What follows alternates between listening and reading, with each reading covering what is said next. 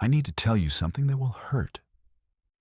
Right now, at this very moment, there is a woman, younger, less kind, less giving than you, who is receiving the devotion you deserve. And do you know what she's doing differently? She's doing less, much less. While you exhaust yourself being accommodating, pleasant, and endlessly nice, she sets boundaries. She says no. She walks away when she's not valued, and men pursue her with an intensity that would shock you. This is the bitter truth I must share with you today.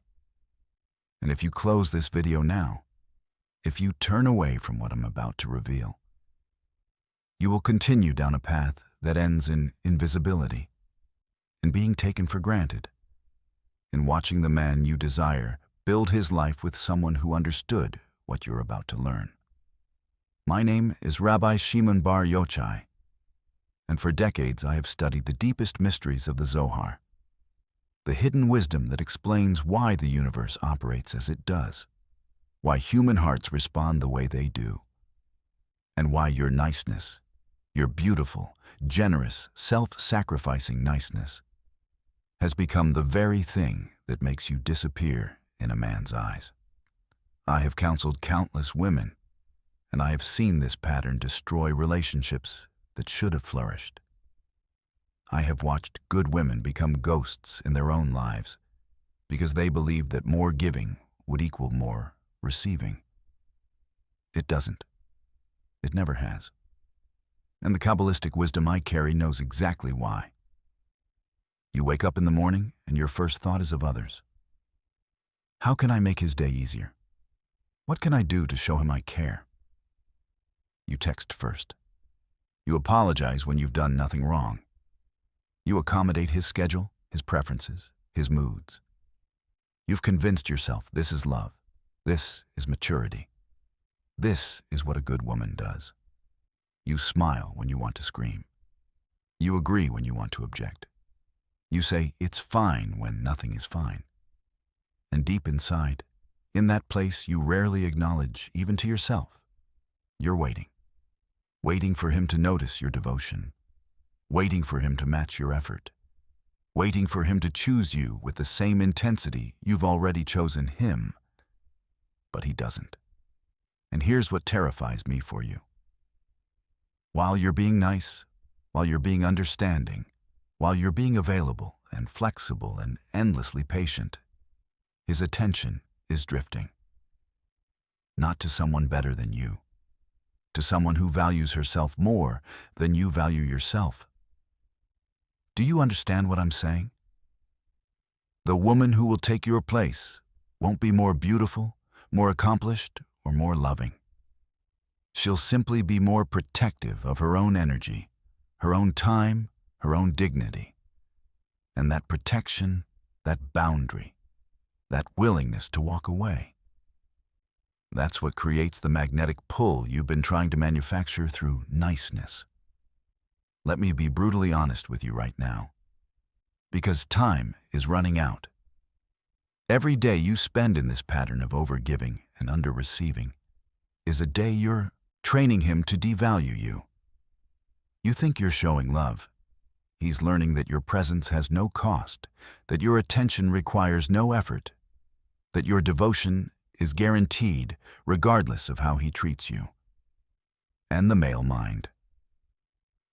I've studied it through Kabbalistic principles and through years of observation. The male mind assigns value based on what he must overcome to obtain something. When you make yourself completely available, completely nice, completely accommodating, you've removed all obstacles. And without obstacles, there is no pursuit. Without pursuit, there is no desire. Without desire, you become invisible. Are you hearing me? You become invisible. Not because you're not enough, but because you're too much of the wrong thing. You're offering sunshine when what creates attraction is the interplay of light and shadow, presence and absence, yes and no. The Zohar teaches us about Tzimtzum, the divine contraction that made creation possible. God had to withdraw, had to create space, had to establish boundaries for the universe to exist. And you, beloved woman, must do the same in your relationships. Your niceness is like light that never stops. It blinds rather than illuminates. It overwhelms rather than attracts. But here's what keeps me up at night, what makes me speak to you with such urgency. I've seen what happens next. I've watched it unfold too many times. You continue being nice, continue overgiving, continue erasing your own needs. And one day, maybe in 3 months, maybe in a year, he meets someone who challenges him, someone who doesn't respond to his texts immediately, someone who has plans that don't include him, someone who disagrees with him, pushes back, makes him work for her attention. And suddenly, he comes alive. The effort you couldn't inspire through devotion, she inspires through distance. The commitment you couldn't secure through niceness, she secures through standards. And you're left asking yourself, what does she have that I don't? The answer is devastating in its simplicity. She has boundaries. She has self-respect that isn't negotiable. She has a life that doesn't revolve around his validation.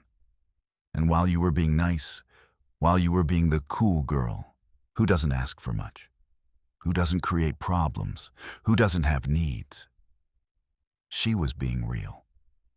Real with her expectations, real with her emotions, real with her willingness to walk away from anything that doesn't serve her highest good. That's what you're competing against. Not another woman's beauty or youth or charm. You're competing against another woman's self-worth. And right now, today, if you don't change this pattern, you're losing that competition. Let me paint you a picture of where this ends if you don't listen to what I'm about to teach you.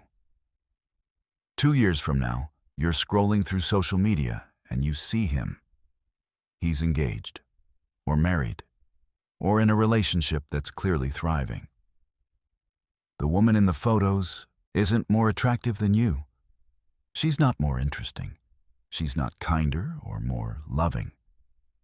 But she's there. She's chosen. She's celebrating the commitment you wanted. And you'll remember all those times you were nice when you should have been honest. All those times you were available when you should have been busy. All those times you said yes when your soul was screaming no. And the regret, oh, the regret will be crushing. Because you'll realize that you taught him how to lose you through the very methods you thought would make him keep you. This is not theoretical. This is not something that happens to other women. This is happening to you, right now, in real time. Every interaction where you prioritize his comfort over your truth. You're writing the story of your own disappearance. Every moment you swallow your authentic response to give him what you think he wants. You're becoming less visible, less desirable, less essential to his life. And the cruelest part? You're doing this to yourself. He's not asking you to be this way. Society taught you. Your mother perhaps modeled it. Romance films sold you this lie. But now you know better. Or at least, you're about to. The Kabbalistic tradition speaks of vessels and light. You are a vessel, designed to receive divine abundance, love, connection, devotion. But a vessel that has no boundaries, no structure, no definition. It cannot hold anything. The light pours in and immediately spills out. Your niceness has turned you into a vessel without walls. Everything flows through you, but nothing stays with you. The love you give disappears into the void. The effort you expend returns nothing. And you wonder why you feel empty despite giving so much. It's because you never learned to contain, to hold, to protect what's precious. You never learned that saying no is what makes your yes meaningful, that absence is what makes presence valuable, that difficulty is what makes easy moments treasured. But it gets worse. And I need you to stay with me here, because this next part is where most women abandon hope. And I need you to transform that despair into determination. Not only is he not pursuing you now, he's losing respect for you. The psychological dynamic in a man's mind is clear. What comes easily has less value. When you're always available, always agreeable, always nice, his subconscious registers you as low priority. Not because you are low priority in objective reality, but because humans, especially men, are wired to pursue what retreats and to retreat from what pursues. You've reversed the polarity. You're chasing. And the more you chase through niceness and accommodation, the faster he runs, even if he's standing still. I've counseled women who gave everything, their time, their resources, their emotional energy, their flexibility, and received crumbs in return. Women who waited years for a proposal that never came. Women who accepted disrespect disguised as honesty. Women who convinced themselves that if they could just be patient enough, nice enough, understanding enough, he would finally see their worth. And you know what happened? He left. Or he stayed but checked out emotionally. Or worst of all, he kept them in a state of perpetual almost. Almost committed, almost sure, almost ready, while they wasted their precious years being nice to someone who was deciding if they were worth choosing. Do you know what you're really afraid of? You're afraid that if you're not nice, if you establish boundaries, if you stop overgiving, he'll leave. So you stay small, stay accommodating, stay nice. But here's the truth that will set you free. If enforcing your boundaries makes him leave, he was never yours to keep. You were just convenient. You were just easy. You were just there. And is that what you want? To be someone's convenient option? Someone's easy choice because demanding more would require him to go elsewhere? No. You want to be someone's absolute necessity. Someone's clear choice. Someone whose absence would create unbearable void in his life. And you cannot become that person through niceness. You become that person through value. Value that you establish, protect, and refuse to compromise. Let me tell you what's happening in his mind when you're being so nice. He's not thinking, wow, she's so amazing, so generous, so loving. He's thinking nothing. You've become part of the landscape, part of the expected environment. Like air, essential but unnoticed until it's gone. Your niceness has made you ambient. Background noise, something he assumes will always be there. And when you assume something will always be there, you don't cherish it, you don't pursue it, you don't fight to keep it. You take it for granted. That's what your niceness has accomplished. You've become granted, not earned.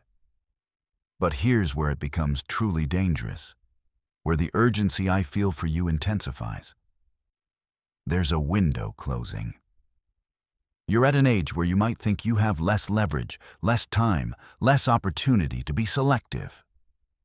And that fear is making you more nice, more accommodating, more willing to accept less than you deserve. You're thinking, I should be grateful someone wants me at all. And that thought process is creating a desperation that men can smell from miles away. Desperation wrapped in niceness is still desperation. And desperation is the opposite of attraction. It repels. It suffocates. It makes a man want to run even if he can't articulate why. The women in your age group who are thriving in relationships, who have men pursuing them, devoted to them, fighting to keep them. They're not nicer than you. They're not prettier or younger or more accomplished. They have something else entirely. They have non-negotiable standards. They have a relationship with themselves that's so solid, so complete, that a man's presence enhances their life, but doesn't define it. They've stopped auditioning for love and started selecting it. They've stopped proving their worth and started requiring that others prove theirs. That shift, that fundamental reorientation from seeking approval to granting access, that's what changes everything. And I'm going to teach you exactly how to make that shift. But first, you must understand the full cost of continuing on your current path. Because knowing what you'll lose is what creates the motivation to change. If you continue being nice in the way you've been nice, here's what your future looks like. You'll attract men who are takers, men who are users, men who are looking for a mother, a therapist, a servant, not a partner. They'll sense your willingness to overgive, and they'll exploit it. Not necessarily consciously, not necessarily maliciously, but they'll take what you offer. And you'll find yourself in relationships where you're doing all the emotional labor, all the planning, all the compromising, all the sacrificing. And you'll tell yourself you're being loving, being mature, being the bigger person. But really, you're being depleted, used up, drained. And one day you'll wake up and realize you've become a shell of who you were. And the man lying next to you barely knows you because you've never shown him your real self. You've only shown him your nice self. Or worse, you'll be alone. You'll be single and wondering why the men you want don't want you back. Why they text occasionally but never commit. Why they enjoy your company but never prioritize you. Why they take from you but never invest in you.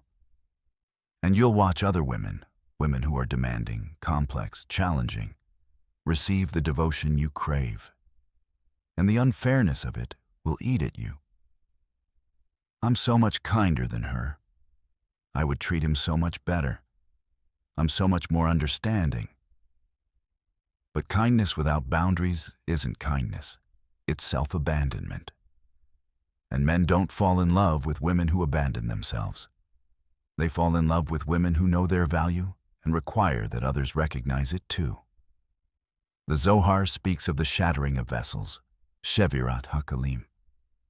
In the creation of the world, vessels were formed to hold divine light, but some shattered because they couldn't contain the intensity. You are shattering yourself through niceness. The divine light that you are, the magnificent soul you carry, the love you're capable of.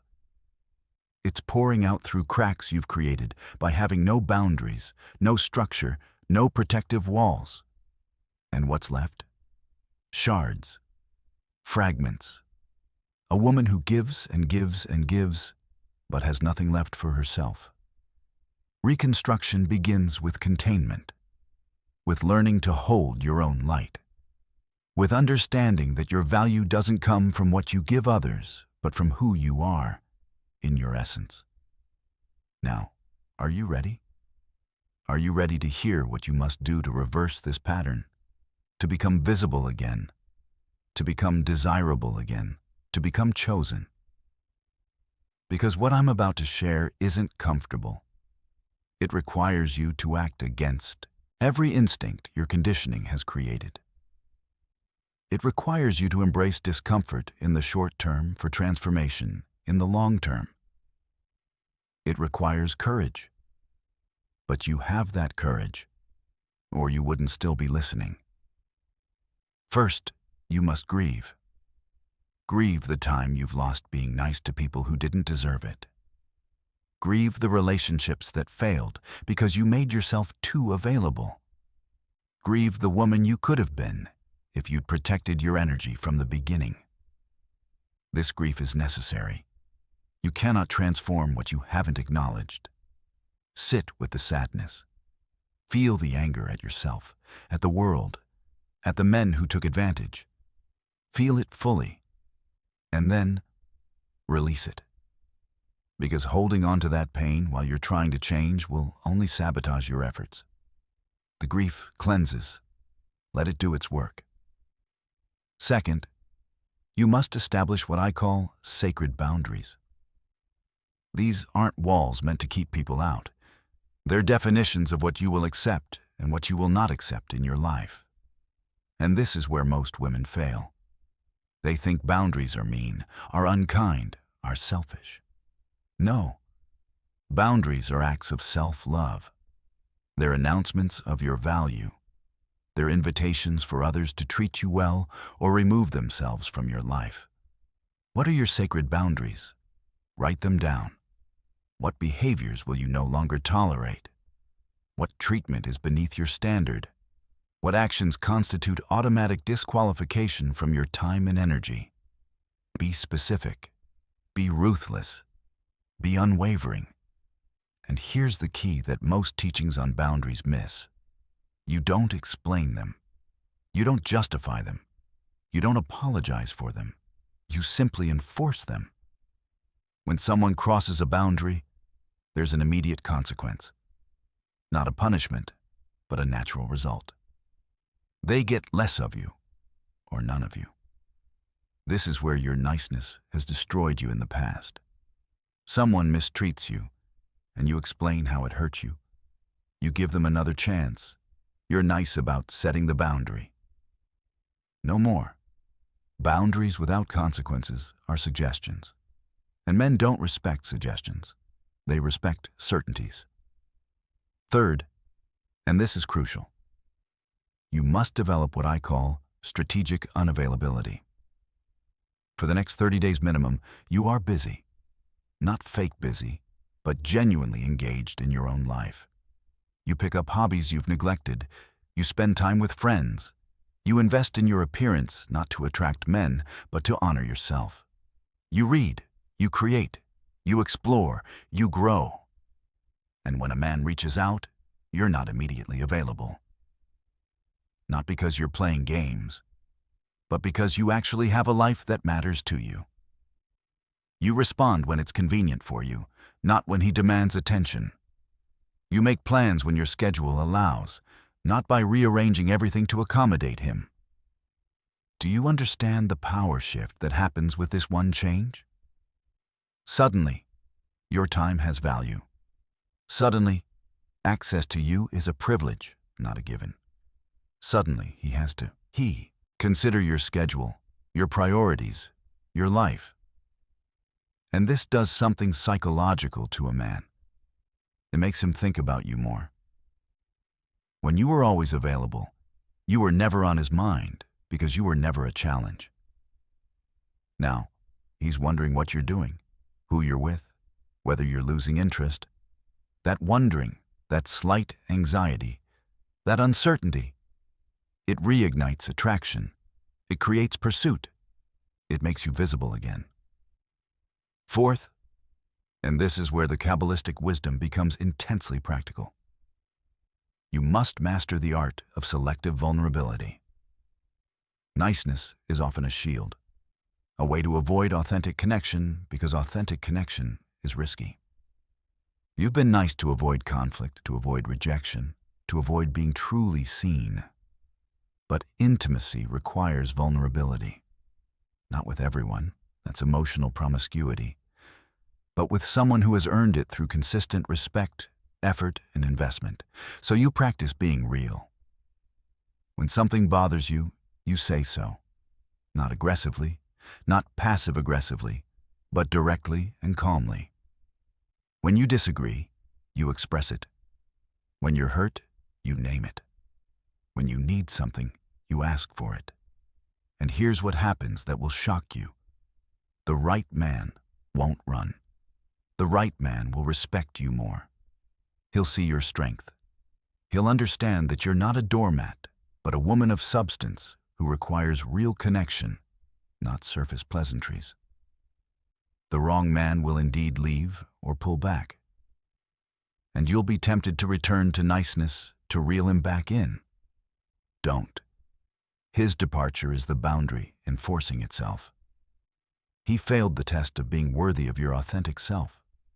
Let him go. Make space for someone who can handle the real you. Fifth, you must understand and implement the principle of reciprocity. From this moment forward, you match energy. If he texts you paragraphs, you respond with paragraphs. If he texts you one word, you respond with one word, or you don't respond at all. If he makes plans a week in advance, you do the same. If he reaches out last minute, you're not available. If he invests emotionally, you invest emotionally. If he's distant, you become distant. This isn't game playing. This is self-protection and reality testing. You're allowing the relationship to find its natural equilibrium instead of artificially inflating it with your overfunctioning. And here's what you'll discover. Most of your past relationships were 80% your effort and 20% his. When you stop overfunctioning, the relationship either dies or he steps up. Either outcome is valuable information. Now, I know what you're thinking. You're thinking, but Rabbi Shimon, what if I do all this and he still doesn't pursue me? What if I lose him by not being nice? And this is where you must embrace a truth that will transform your entire life. Losing someone who only wanted your niceness is not a loss.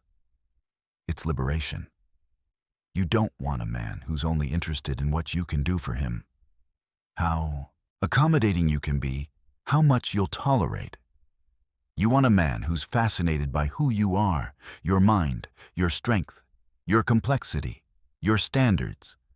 And that man doesn't respond to niceness.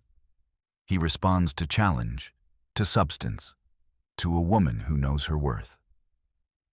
Let me share with you a moment from my own life that illustrates this principle. There was a period when I was young, before my spiritual awakening deepened, when I sought the approval of religious authorities. I was nice to everyone, accommodating to all perspectives, careful never to offend. And do you know what happened? I was ignored. My teachings fell on deaf ears. My presence was unremarkable.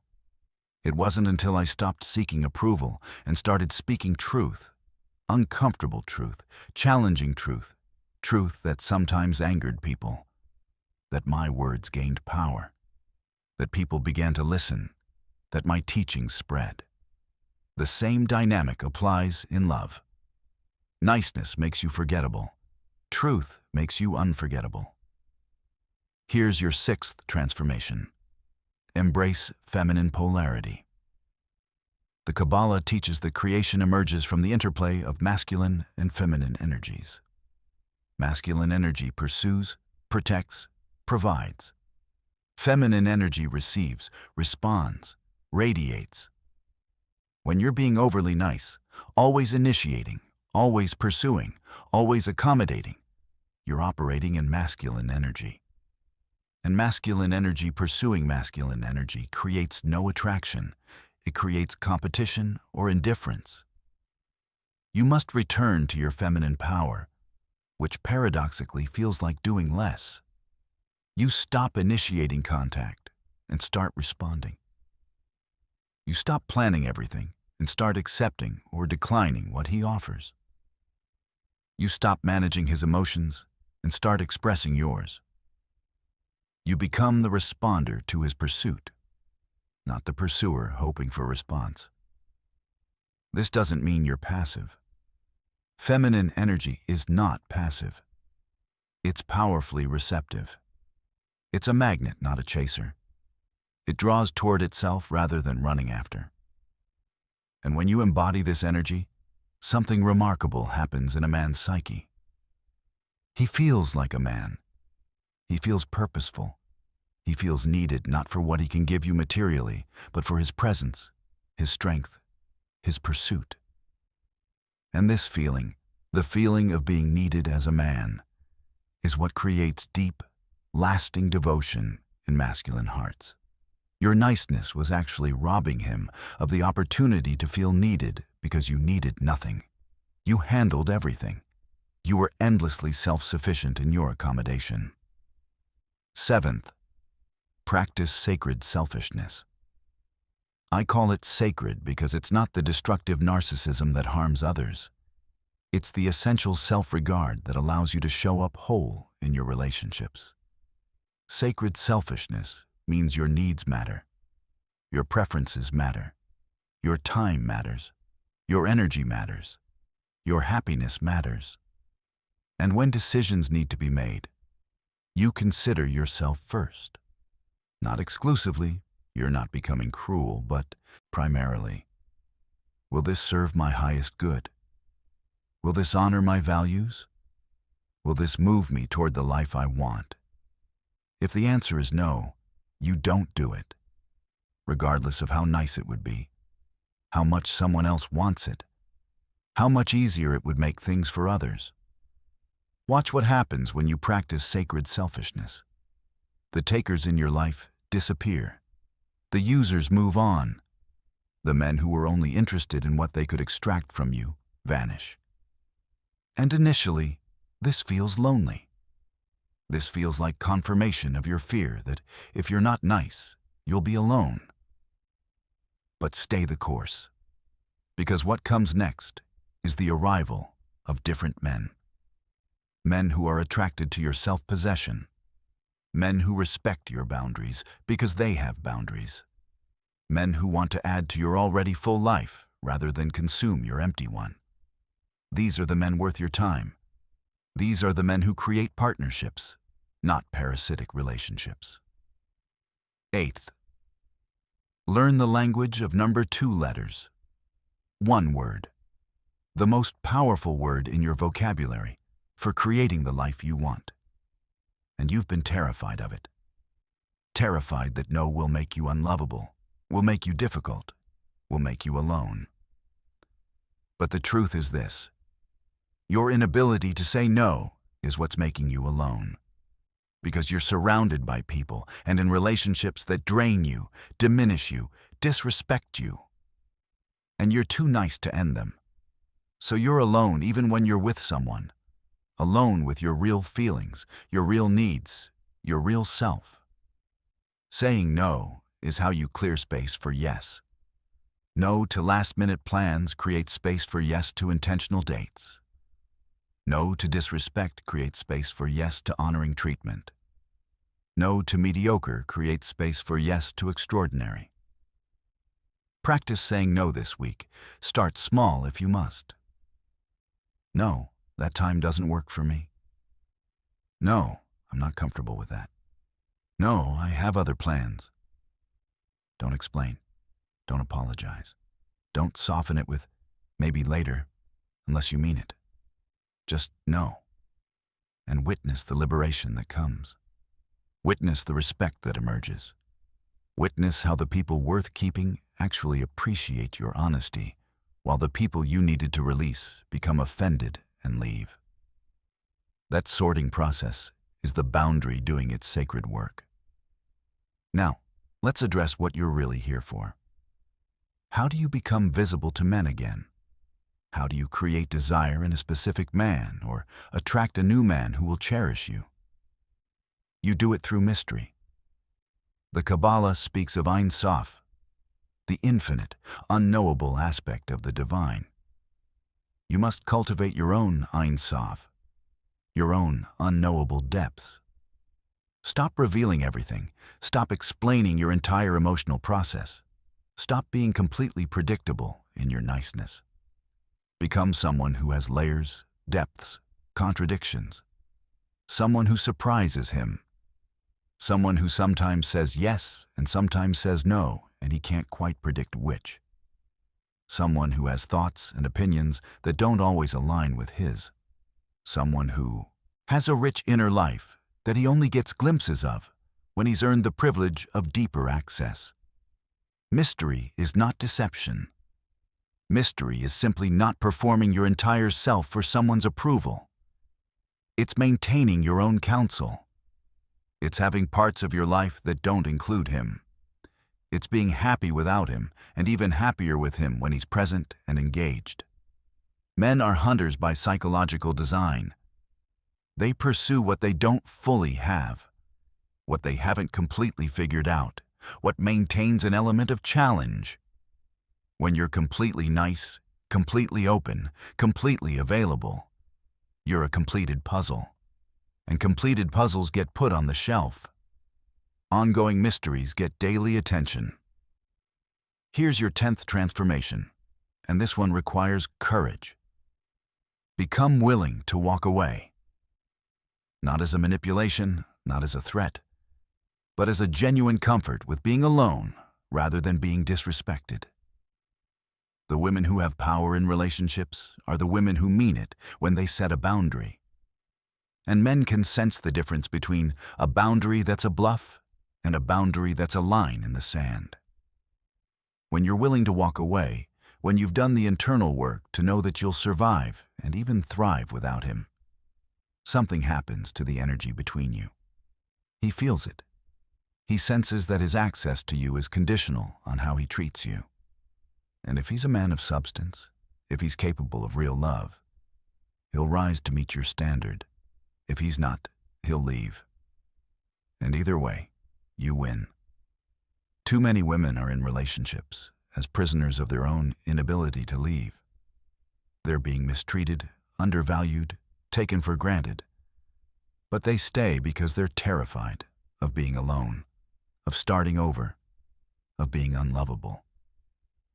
And that fear creates a stench that repels attraction. You must do the work to become genuinely okay with being single, not pretending to be okay, not trying to convince yourself. Actually okay. Therapy helps. Spiritual practice helps. Building a life you love helps. Having friends and hobbies and purposes that fulfill you helps. And when you're genuinely okay alone, when a man is an addition to your joy rather than the source of it, you become magnetic. Because now you're choosing him, not needing him.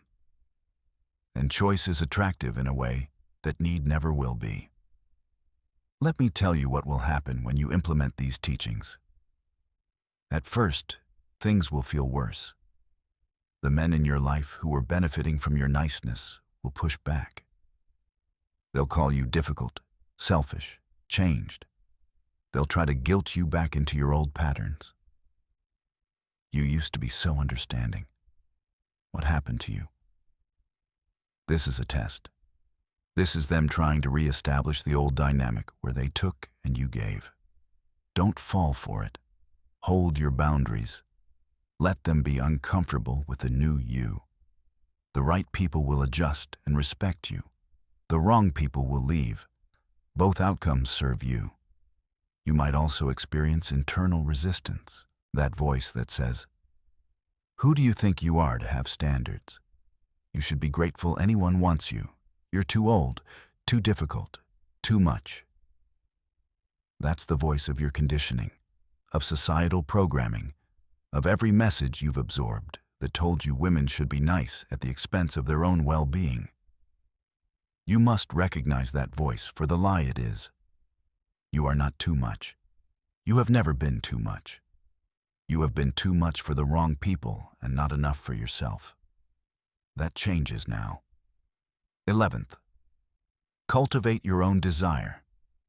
Stop focusing exclusively on whether he desires you and start asking, do I desire him?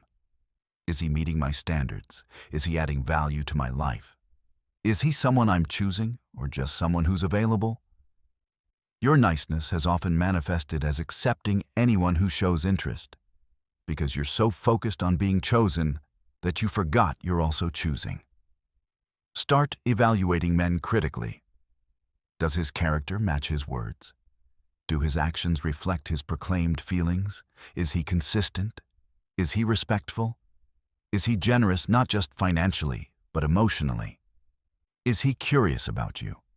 Is he growing? Is he someone you admire? If not, why are you considering him? This shift from "does he want me" to "do I want him" changes your entire energetic presence. You stop auditioning and start assessing. You stop performing niceness and start requiring excellence. And men feel this shift. The ones who are looking for easy supply move on. The ones who want a real partnership lean in. You're sorting, constantly sorting for quality. And quality recognizes quality. When you elevate your standards, you begin attracting men who meet them.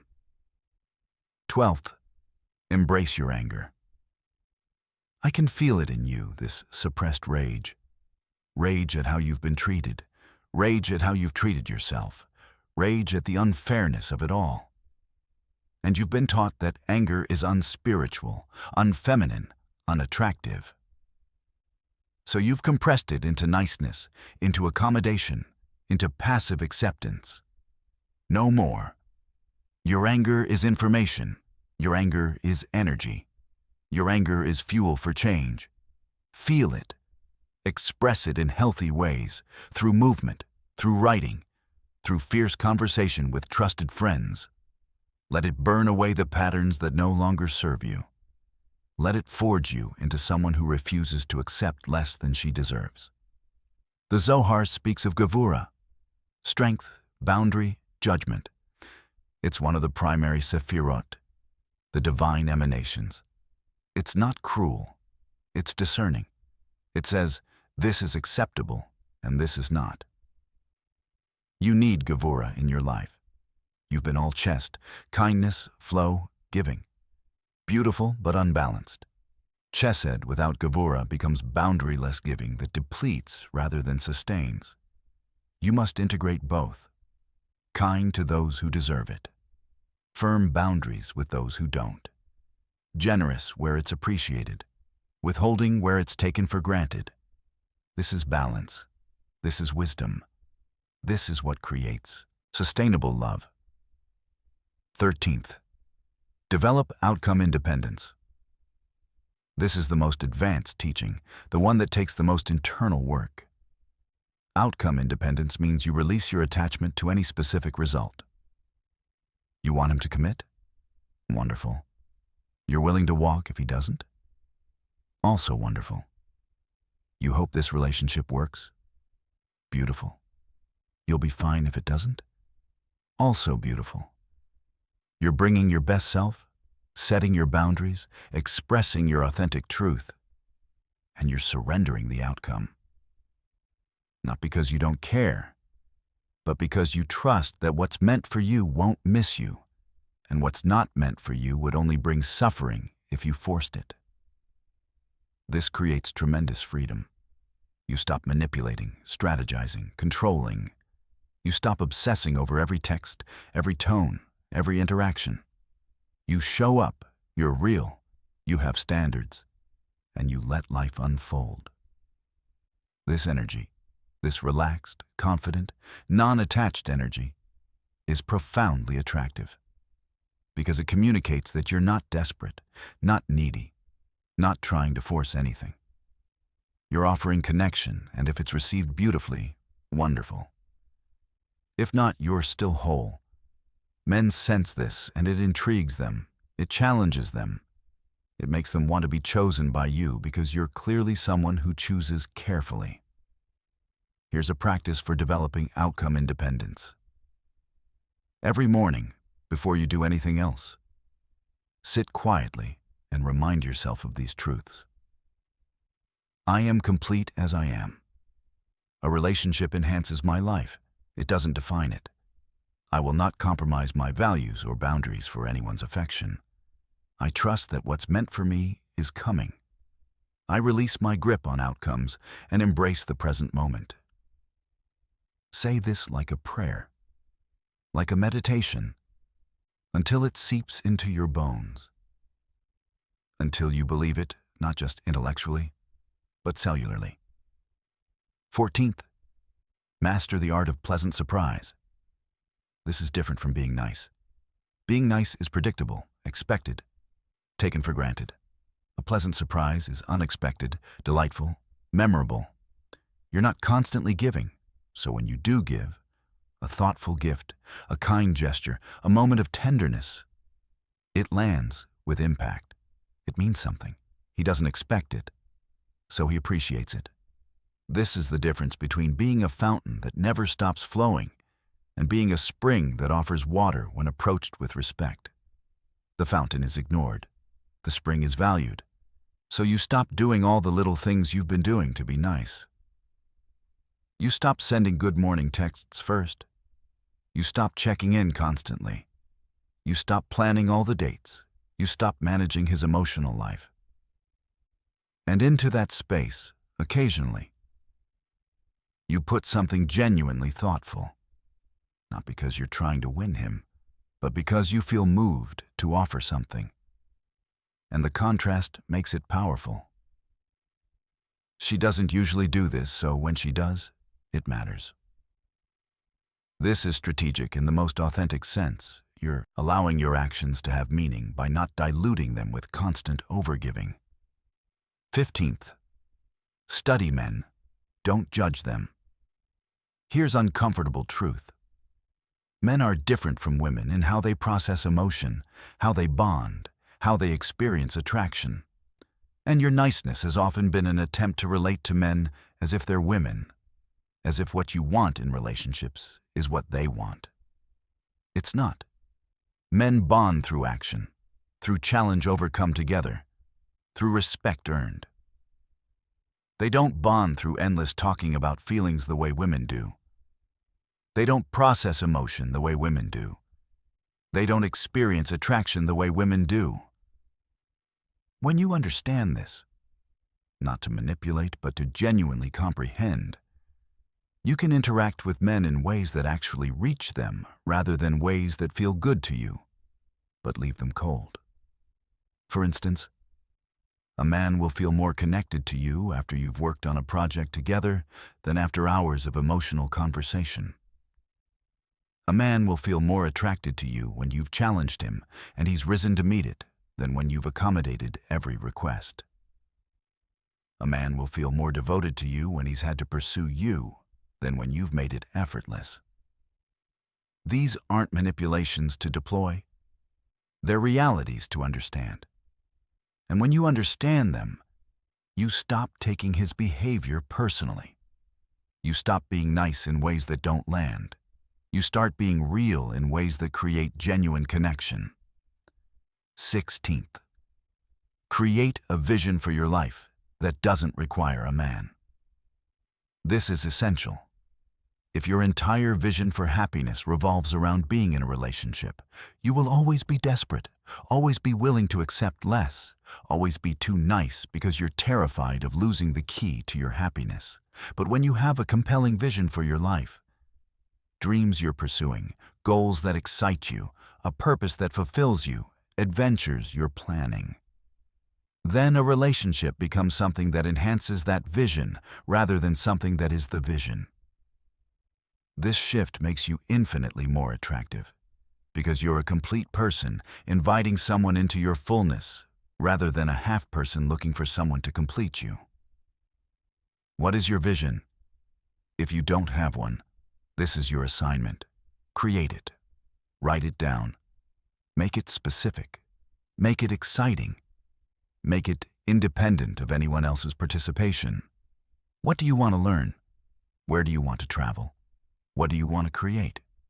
How do you want to serve? Who do you want to become? When you're actively pursuing this vision, when you're building this life, you won't have time to be overly nice to men who don't deserve it. You'll be too busy becoming the woman you were meant to be.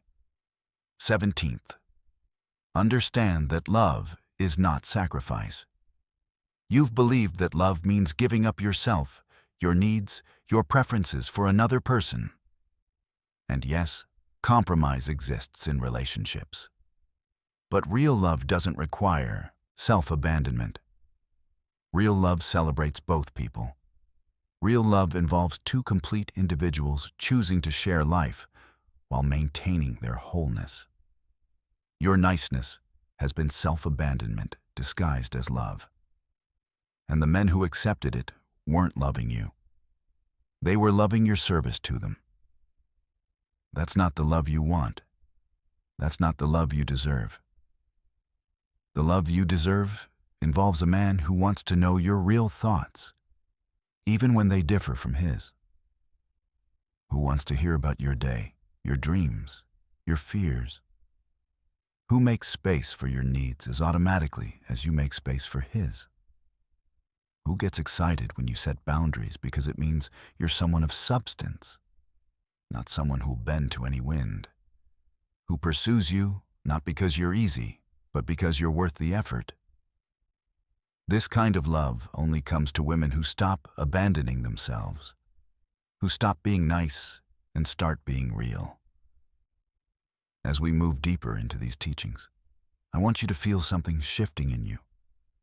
That old identity, the nice girl, the accommodating woman, the people pleaser, she's dying, and death is always painful. You might grieve her. You might feel guilty for leaving her behind. But she was never your true self. She was a survival mechanism, a costume you wore to navigate a world that told you your value lay in how little you demanded and how much you gave. But that world lied. Your value is inherent. Your value is in your very existence. You don't need to earn love through niceness. You need to recognize that you're worthy of love simply because you exist. 18th, practice decisive action. Niceness is often indecisiveness disguised as flexibility. Whatever you want. I don't mind. You decide. This seems accommodating, but it's actually abdication. You're refusing to take up space, to have preferences, to lead in any direction. And this creates a subtle contempt in masculine energy. Not because men want to dominate, but because they want to be with someone who knows herself, who has opinions, who participates actively in creating the relationship rather than passively accepting whatever shape he gives it. Start making decisions, small ones at first. I want to go to this restaurant. I prefer that movie. I'm choosing this activity. Don't ask permission. Don't seek validation. Just decide. And if he doesn't like your decision, he can speak up and you can negotiate as equals.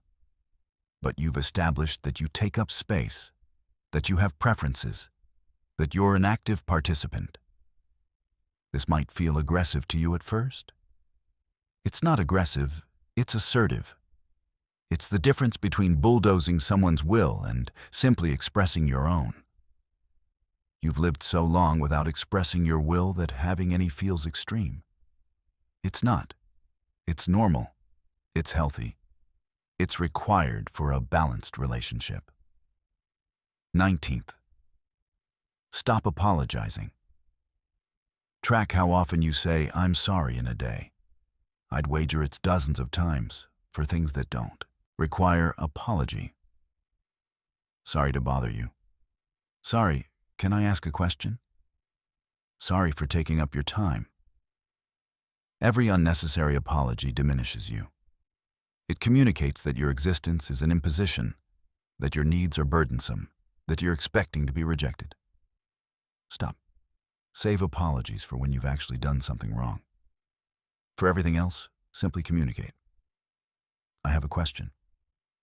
I'd like your time for this. I need to tell you something. No apology. Just clear, direct communication. Watch what happens when you stop apologizing unnecessarily. You stand taller. You feel more confident.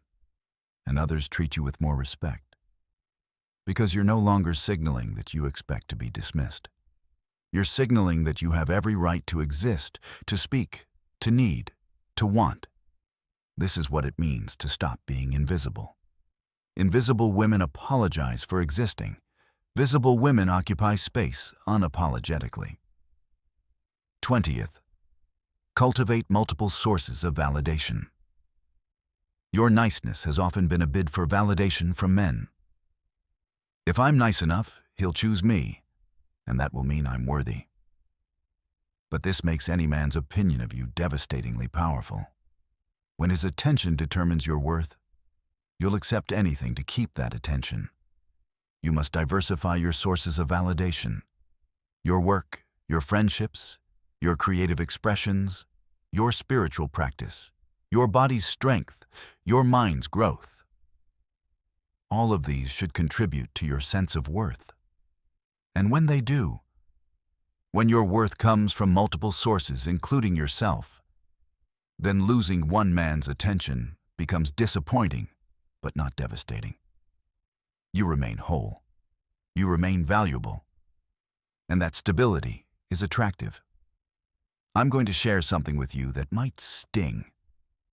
The neediness you felt, the desperation for a man's love, often comes not from loving him too much, but from loving yourself too little.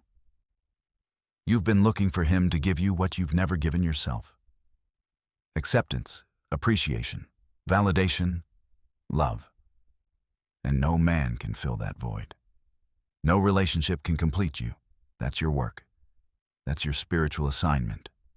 Love yourself first, not in a narcissistic way, but in a deep, abiding, unconditional way. Treat yourself the way you've been treating men, with patience, with kindness, with generosity, with grace, and watch how everything changes when you do. 21st, learn to speak your desire, not your neediness, not your desperation, your genuine desire. I desire to be in a committed relationship. I desire exclusivity. I desire a partner who... There's power in clearly stated desire. It's not demanding. It's declaring. You're making known what you want so that the men in your orbit can decide if they can meet it. The ones who can't will leave. Perfect. They weren't for you anyway. The ones who can will step up. Also perfect. This is how you find alignment. Through clarity, not through niceness that obscures your real wants. So, many women hide their desires, thinking that if they don't ask for much, they'll be easier to love. But you cannot build a fulfilling relationship on hidden desires. You'll always be settling, always be unsatisfied, always be resentful. Speak your desires early. Not on the first date, but early enough that you're not invested in someone who fundamentally can't give you what you need. I'm looking for something serious that leads to marriage. I need someone who communicates regularly. I value someone who... These statements filter. They're supposed to. Better to be alone and available for the right person than nicely accommodating the wrong person. As we approach the culmination of this teaching, I want you to understand that everything I've shared is not about becoming cold, not about becoming manipulative, not about playing games. It's about becoming real, the realest version of yourself, the version that knows her worth, states her needs, sets her boundaries, and chooses carefully. That woman, authentic, boundaried, self-valuing, is infinitely more attractive than the nice girl you've been playing.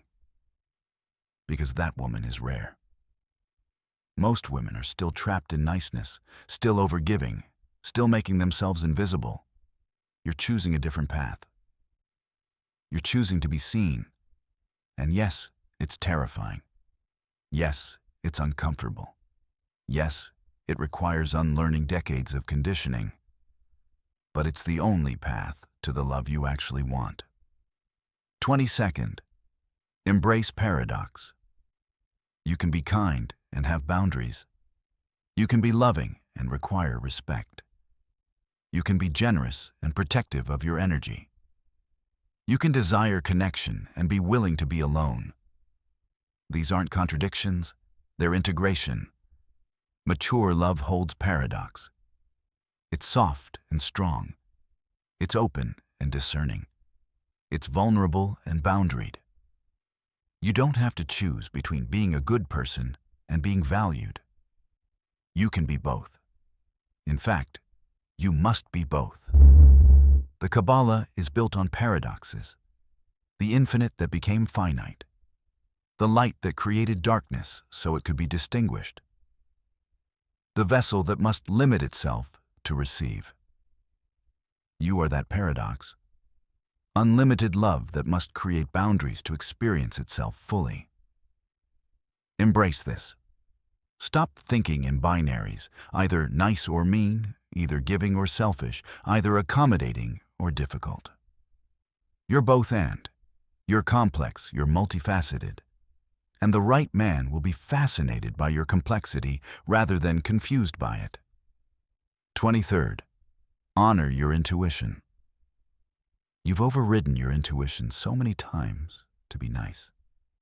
You felt uncomfortable but stayed. You sensed disrespect but excused it. You knew something was off but gave another chance. Your intuition has been screaming at you, and you've been drowning it out with niceness, with rationalization, with maybe I'm too sensitive, and maybe I'm expecting too much. No more. Your intuition is your divine connection. It's how your soul communicates with your conscious mind. When something feels wrong, it is wrong for you. Trust that. Act on that, even if you can't articulate why, even if it seems unfair to the other person. Your intuition is protecting you from situations that would harm you. Honor it. Start rebuilding your relationship with your intuition by listening to it in small decisions. Does this restaurant feel right? Does this conversation feel good? Does this person's energy feel safe? Notice the signals your body gives you. Tension means no. Ease means yes. Confusion means wait. When you practice listening in small matters, you rebuild the trust so that you can hear your intuition in big matters. And when it tells you a man isn't right for you, even if he looks perfect on paper, even if you're lonely, even if you're scared you won't find better, you'll trust it enough to walk away. 24th, create consequences, not ultimatums. An ultimatum is, do this or I'm leaving. It's a threat, often empty, that creates resentment. A consequence is, when you do this, I will do this.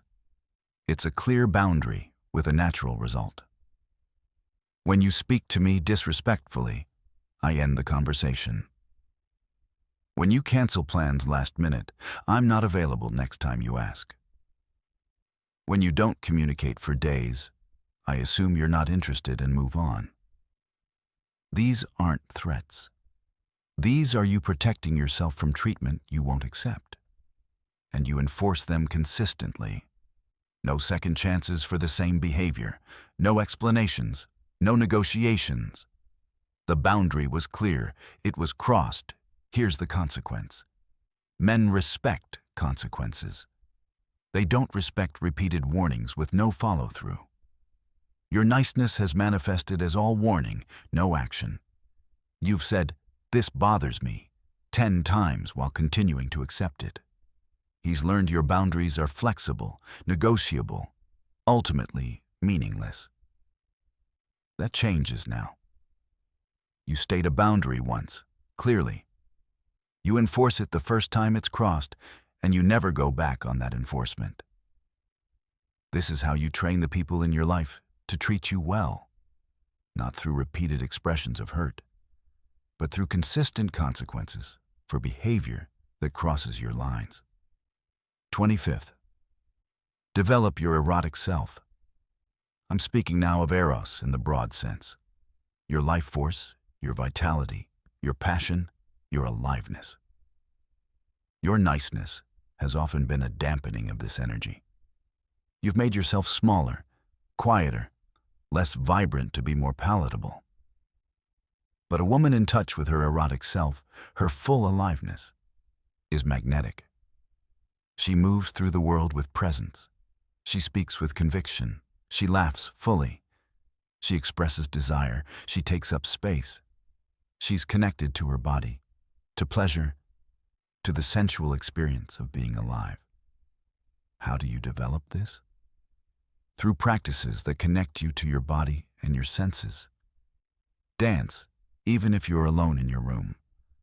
Wear clothes that make you feel powerful. Move your body in ways that feel good.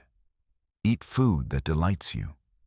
Touch textures that please you. Listen to music that moves you. Immerse yourself in beauty. This isn't frivolous. This is soul care. And when you're connected to your eros, to your aliveness, You emanate an energy that draws people to you. Men can sense a woman who's comfortable in her body, who's connected to pleasure, who's fully alive. That's attraction at its most primal level. And here's what this does. It makes your niceness, when you do express it, come from overflow rather than depletion. When you're full of life, full of joy, full of your own energy, then giving to others is a natural overflow. It doesn't deplete you because you're constantly replenishing yourself. This is sustainable generosity. This is kindness that doesn't lead to resentment. But it requires that you prioritize your own filling first. You cannot pour from an empty cup, as the saying goes. So you fill yourself through rest, through pleasure, through creativity, through connection to something greater than yourself. We're in the final stretch now, and I want to speak directly to the fear I know is present in you. The fear that if you do all of this, you'll end up alone, that men will find you too much, too difficult, too demanding. And I'm going to tell you the hard truth. Some men will. Many men will.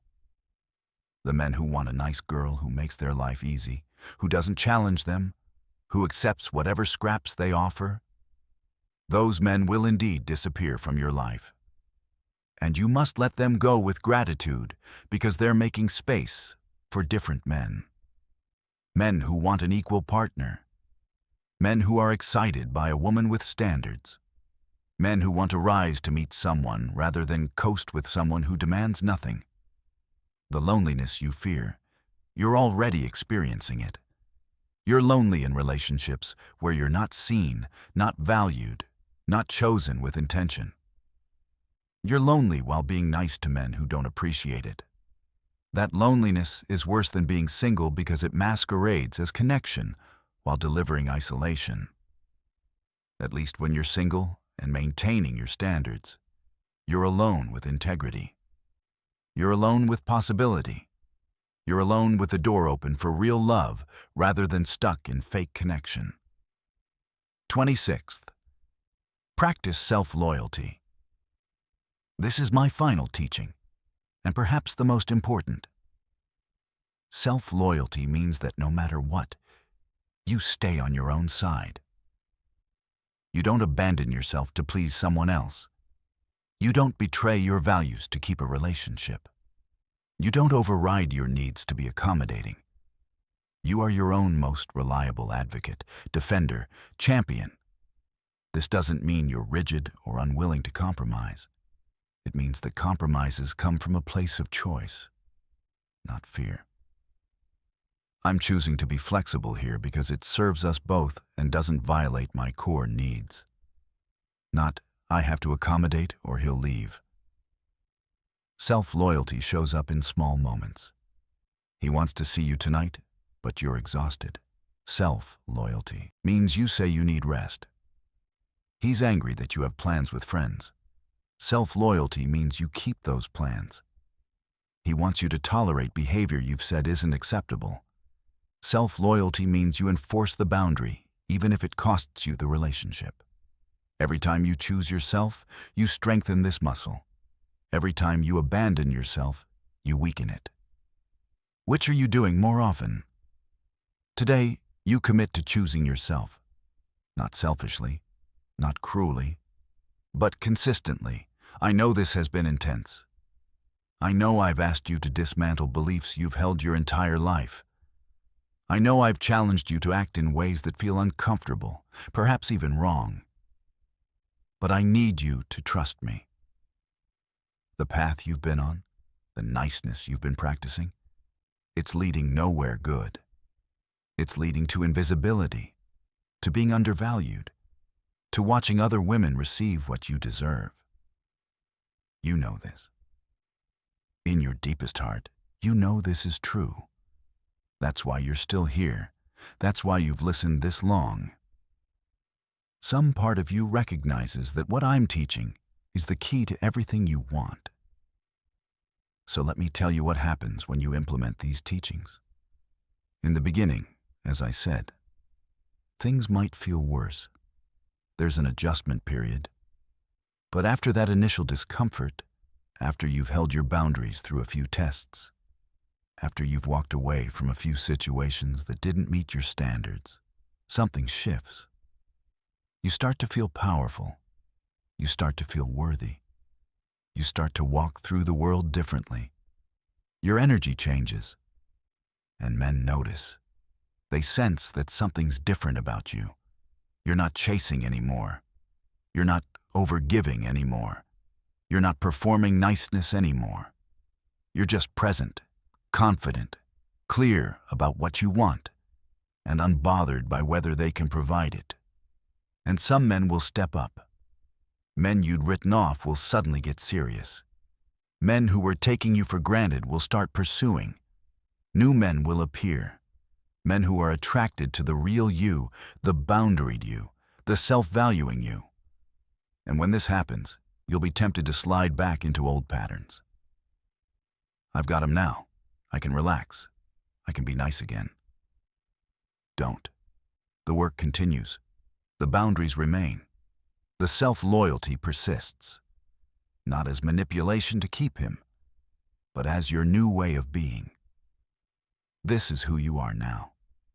A woman who values herself. The relationship you build from this place will be different from anything you've experienced before. It will be based on mutual respect, not one-sided accommodation.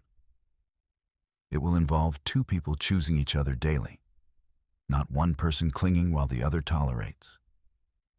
It will be passionate because there's tension, mystery, ongoing pursuit. It will be stable because both people are whole individuals committed to partnership without self-abandonment. This is the love that's worth waiting for. This is the love that requires you to stop being nice and start being real. In the Zohar, there's a teaching about the tzaddik in the world. The tzaddik, the righteous person, doesn't adapt to the world's brokenness. The tzaddik maintains wholeness, and by doing so, elevates the world around them. You are called to be that tzaddik in your relationships. Don't adapt to men's lower standards. Don't accommodate their inability to meet you where you deserve to be met. Maintain your wholeness, hold your standards, and the right man will rise to meet you there. The wrong men will fall away, and you'll understand that this falling away is not rejection. It's protection. I want to leave you with this vision. Imagine yourself 1 year from now. You've implemented these teachings. You've stopped being nice and started being real. You've maintained your boundaries, even when it was hard. You've walked away from situations that didn't serve you. You've built a life you love that doesn't require a man to be complete. And you're in a relationship, either with someone new or with someone existing who rose to meet your new standards. And in that relationship, you're seen, you're valued, you're pursued, you're cherished, not because you're nice, but because you're you. The full, authentic, bounded, self-valuing you. How does that feel? That's not fantasy. That's available to you. That's on the other side of implementing what you've learned today. Or imagine this.